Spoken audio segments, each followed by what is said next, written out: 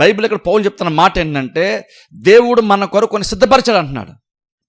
మనం ఏమనుకుంటున్నామంటే దేవుడు పెద్దగా మనల్ని పట్టించుకోవట్లేదు, దేవుడు మన కోసం ఏం ప్రిపేర్ చేయట్లేదు, అసలు దేవుడికి ఎటువంటి ప్లాన్స్ మన గురించి లేదు, అసలు దేవుడు మనం పెద్దగా పట్టించుకోవట్లేదు ఏమన్నట్లే చాలామంది విశ్వాసులు సైతం ప్రవర్తిస్తుంటాం. కానీ బైబిల్లో పౌలు చెప్తున్న మాట ఏంటంటే, దేవుడు తను ప్రేమించే వారికి ఏవి సిద్ధపరిచాను. సరే, అర్థం ఏంటంటే దేవుడు ఆల్రెడీ నీ కోసం కొన్ని ప్రిపేర్ చేసి భద్రపరిచుంచాడు. చాలా ఇంపార్టెంట్ తెలుసా.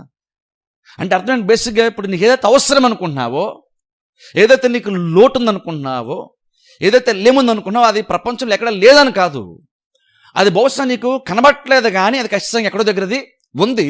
ఎందుకు ఉందని గ్యారంటీగా చెప్తామంటే దేవుడు సిద్ధపరిచని బైబిల్ చెప్తుంది. రేపు నాకు వచ్చే అవసరత గురించి దేవుడి దగ్గర ఉంది అన్న ఆలోచన కూడా చాలా సందర్భాల్లో మనకు రాదు. నీకు రేపేంటి అవసరం అవుతుందో అది ఖచ్చితంగా దేవుని దగ్గర ఉందని నీకు అర్థమైతే ఆ రేపటి దినం కొరకు నువ్వు ఈ రోజు నుంచి విశ్వాసం నుంచి ప్రయత్నం మనం చేస్తాం కదా.